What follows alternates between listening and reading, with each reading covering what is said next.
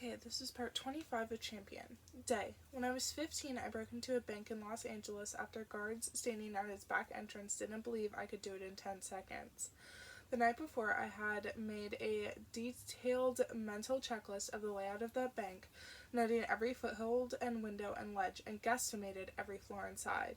I waited until its guards rotated at midnight, and then I snuck into the building's basement. There, I set a tiny explosive on the vault's lock. There was no way I could break in at night without triggering their alarms, but the next morning when guards headed down to the vault to check on the inventory, most of the laser-guided alarms throughout the building would be off. I timed my entrance the next day to coincide.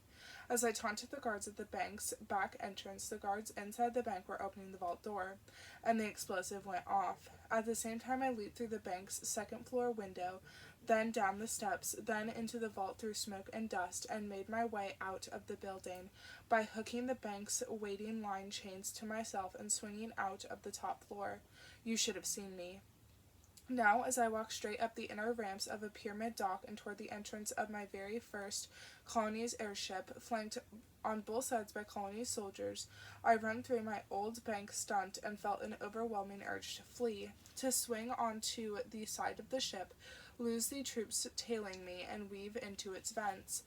My eyes sweep the ship and try to map out the best escape routes, the closest hiding places, and most convenient footholds. Walking straight up to it like this leaves me feeling way too open and vulnerable. Still, I don't show it on my face. When I reach the entrance and a pair of lieutenants ushers me inside, then pats me down thoroughly for any weapons, I just smile politely at them. If the chancellor wants to see me intimidated, he might be disappointed. The soldiers don't catch the tiny coin-sized round discs sewn into my boots. One is a recorder. If there's any conversation I want to have to use against the colonies, it's this one, to be shown to the entire public. The others are tiny explosives. Outside, somewhere beyond the airship base and hidden in the building shadows, are Posco and several other patriots. I hope the people are ready for my signal. I hope they're listening for my final step, watching and waiting. It's the first time I've been in an airship that has no portraits of the elector hanging on its walls. Instead, interspersed between swallowtail-shaped blue and gold flags are ads, screens as high as the walls that advertise everything from food to electronics to houses. I get an uncomfortable sense of déjà vu, recalling the time June and I had stumbled into the colonies, but when the lieutenants glance my way, I just shrug at them and keep my eyes down. We make our way through the corridors and up 2 flights of stairs before they finally usher me into a large chamber. I stand there for a moment, unsure of what to do next. This looks like some sort of observation deck with a long glass window that gives me a view of Los Angeles. A lone man stands by the window, the city's light painting his silhouette black. He waves me over. "Oh, you're finally here!" he exclaims. Instantly I recognize the smooth, coaxing voice of the chancellor. He looks nothing like how I pictured him. He's short and small, frail, his hair receding and gray, his voice way too big for his body. There's a slight hunch to his shoulders. His skin looks thin and translucent in some areas, like it's made of paper and might crumple if I were to touch it.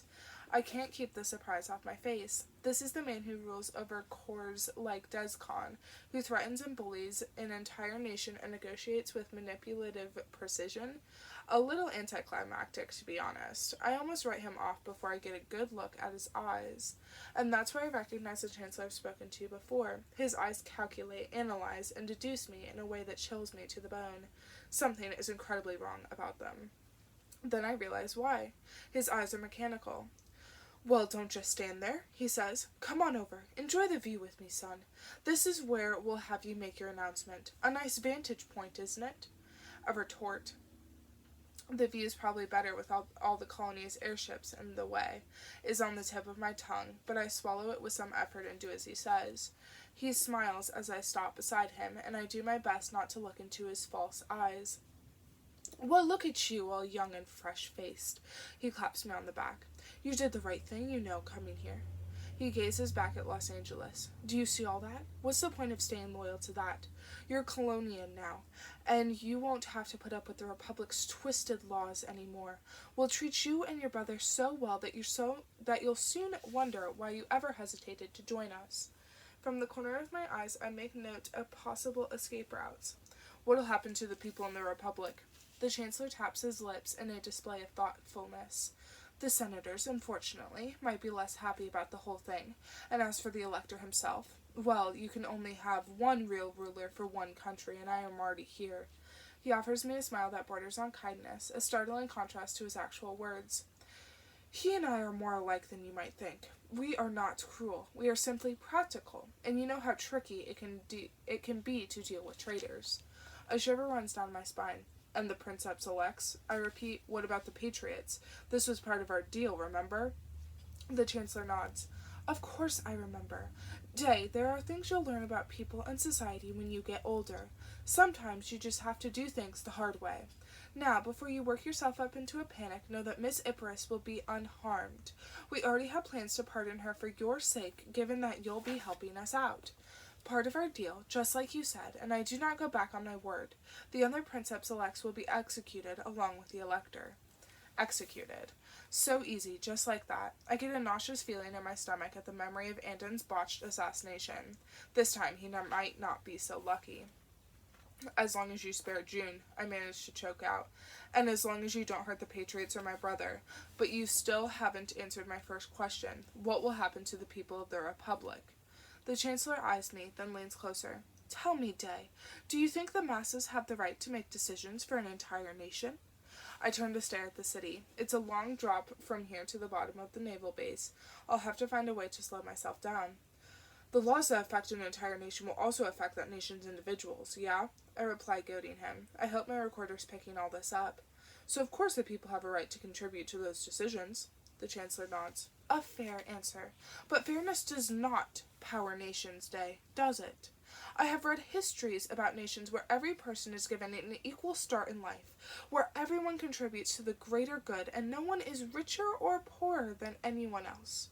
Do you think that system worked? He shakes his head. Not with people, Day. That's something you'll learn when you grow up. People by nature are unjust, unfair, and conniving. You have to be careful with them. You have to find a way to make them think that you are catering to their every whim. The masses can't function on their own. They need help. They don't know what's good for them. And as for what will happen to the people of the Republic? Well, Day, I'll tell you. The people as a whole will be thrilled to be integrated into our system. They will know everything that they need to know, and we will make sure they are all put to good use. It will be a well-oiled machine. Everything they need to know? Yes. He folds his hands behind his back and sticks his chin up. Do you really believe that the people can make all of their own decisions? What a frightening world! People don't always know what they really want. You should know that better than anyone, Day, what with your announcement so long ago in favor of the elector, and with the announcement you'll give us today. He tilts his head a little as he talks. You do what you need to do. You do what you need to do. Echoes of the philosophy of the Republic's own former elector, echoes of something that, no matter what country I'm in, never seems to change. On the surface I just nod, but inside I feel a sudden hesitation to go through with my plan. He's baiting you, I remind myself, lost in the struggle. You are not like the Chancellor. You fight for the people. You are fighting for something real, aren't you? I've got to get out of here before he works his way deeper into my mind. My muscles tense up, ready for the announcement. I study the room from my peripheral vision. Well, I say stiffly, let's get this over with. More enthusiasm, my boy, the Chancellor says, clicking his tongue in mock disapproval, and then gives me a serious look. We thoroughly expect you to sell your point to the people. I nod. I step forward toward the window, then let two soldiers hook my mic up to broadcast from the airship. A transparent live video of me suddenly appears on the glass. Shivers run down my entire body. There are colony soldiers all over the place, and they've ensured that if I don't make my move just right, I'll have sentenced myself and most likely all of my loved ones to death. This is it. There's no turning back from here. People of the Republic, I begin. Today I stand here with the Chancellor of the Colonies on board his very own airship. I have a message for all of you. My voice sounds hoarse, and I have to clear my throat before continuing.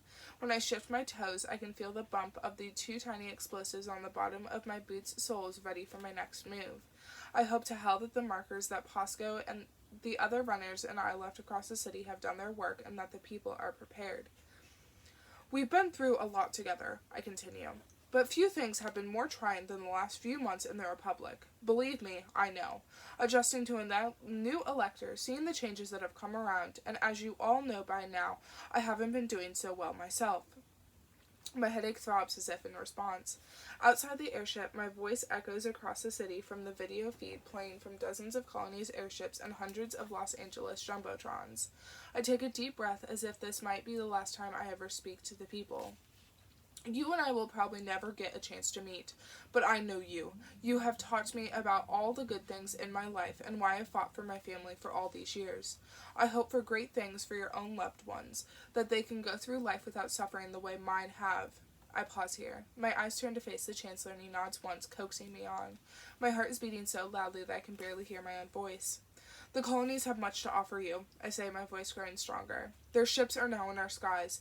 It will not be long before you see colonies' banners flying above your children's schools and over your homes. People of the Republic, I have one final message for you, before you and I say farewell to each other. It's time. My lungs tense, and my feet shift ever so slightly. The Chancellor looks on. The Republic is weak and broken. I narrow my eyes. But it is still your country. Fight for it. This is your home, not yours. Not theirs. In the same moment that I see the Chancellor's enraged expression, I spring from where I'm standing and kick at the glass as hard as I can. Colony soldiers rush towards me. My boots hit the window. The explosives embedded in my soles give 2 brief pops, sending tremors through my feet. The glass shatters, and now I'm mid-air sailing through the open space. My arms whip up and grab the top ledge of the broken window pane. A bullet zips by. The Chancellor's furious shouts rise up from inside. Guess they're not going to try keeping me alive after that. All my adrenaline rushes forward in a flood of heat. I shimmy up and out into the evening air. No time to waste. My cap threatens to blow off. I hang out the window for a second and try to adjust it more snugly onto my head. Last thing I need right now is to have my hair blowing around like a beacon for anyone on the ground to see. When the gusts die down a bit, I pull myself completely out and cling to the window frame. I look up, gauging the distance to the next window. Then I jump. My hands grab on the bottom ledge of the frame, and with difficulty, I manage to pull myself up. I grunt from the effort. Never would have had a problem with this a year ago. When I hopped to a 4th window, I hear the faint sound of something popping. Then, the first explosion. A tremor runs deep through the entire airship, nearly shaking loose my grip, and when I glance down, I see a ball of orange and gray explode from where the airship is docked to its pyramid base. The Patriots are making their move. A second explosion follows. This time the airship creaks slightly, tilting to the east. Gritting my teeth, I pick up speed. One of my feet slips against a window frame. At the same time, a gust of wind blows by. I almost lose my balance. For a second, my leg dangles precariously. Come on, I scold myself. You call this a run? Then I throw one arm up as far as I can and manage to catch the next window before my legs give way completely. The effort triggers a dull flash of pain at the back of my head. I wince. No, not now. Any time but now. But it's no use. I feel the headache coming. If I get hit with it right now, I'll be in so much pain that I'll plummet to my death for sure. Desperately, I climb faster. My feet slip again on the topmost window. I manage to catch myself at the last second, then grab the ledge of the upper deck as my headache explodes in full force. Blinding white pain. I dangle there, clinging on for dear life, fighting against the agony that threatens to pull me under. 2 more explosions follow the first couple in rapid succession, and now the airship creaks and groans. It tries to launch, firing away from the base, but all it manages to do is shudder. If the Chancellor gets his hands on me now, he'll kill me himself. Somewhere far away, I hear a siren sound. Soldiers on the upper deck must know by now that I'm heading there, and they'll be ready for me. My breaths come in short gasps. Open your eyes, I command myself. You have to open them. Through a blurry veil of tears, I see a glimpse of the upper deck and the soldiers running. Their shouts ring out across the deck. For an instant, I lose my memory again of where I am, what I'm doing, what my mission is. The unfamiliarity makes my stomach heave, and I have to keep myself from throwing up. Think, Day, you've been in bad situations before. My memory blurs. What did I need up here again? Finally, I clear my mind. I need some way to swing down to the bottom of the ship. Then I remember the sleek metal chain railings lining the edge of the deck in my original plan. My eyes swivel up to the nearest chain. With enormous effort, I reach out and grab at it. I miss the first time. The soldiers see me now, and several of them run in my direction. I grit my teeth and try again. This time I reach the chain. I grab it with both hands, then yank down. The chain pops free from its hooks. I throw myself off the side of the ship and let myself fall. I hope to hell this chain will support my weight. There's a chorus of pops as the chain snaps free of hooks on both sides, sending me down at dizzying speed. The pain in my head threatens to weaken my grip. I hang on with every shred of strength that I have. My hair billows around me and I realize my cap must have fallen off. Down, down, down, I fall. The world zips past me at the speed of light. Through the rushing wind, my head slowly clears. Suddenly, one side of the chain snaps loose right as I reach the bottom of the ship. A lungful of air escapes me as I'm vaulted to one side. I manage to grab the remaining chain with both hands and hang on tightly as I swing along the bottom side of the ship. The pyramid base is almost close enough under my feet for me to jump, but I'm going way too fast. I swing closer to the side of the ship, then scrape the heels of my boots hard against the steel. There's a loud, long screech. My boots finally find traction. The force spins me from my swing and sends me twirling. I fight to steady myself. Before I can, though, the chain finally breaks and I tumble onto the outside of the pyramid base. The impact knocks all the wind out of me. I skid against the smooth, slanted walls for a few seconds until my boots catch against the surface and I stop there, bruised and limp. Convinced soldiers are going to fill me with bullets as I lie vulnerable against the pyramid.